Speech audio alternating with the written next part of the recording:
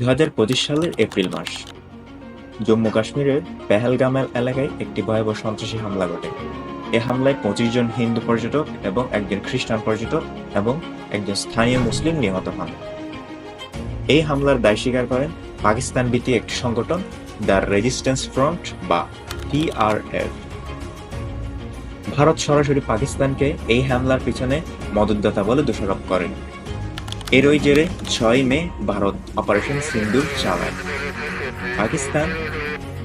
পাকিস্তান শাসিত কাশ্মীরে 9টি স্থানে বিমান ও ক্ষেপণাস্ত্র হামলা করে ভারতীয় সেনা। এই হামলার পাকিস্তানের দাবি অনুযায়ী 26 জন সাধারণ মানুষ নিহত হন, যার মধ্যে শিশুও ছিল। পাকিস্তানের প্রধানমন্ত্রী শেহবাজ শরীফ এই হামলাকে যুদ্ধের ঘোষণা বলে আখ্যা দেন, পাল্টা জবাব দেওয়ার হুমকি দেন। এরপর সীমান্তে গোলাগুলি ও ভারতীয় 5টি যুদ্ধবিমান ভূপাতিত করেন পাকিস্তান। এই হামলার পর উভয় দেশ একে অপরের সাথে কূটনৈতিক সম্পর্ক ছিন্ন করেছে।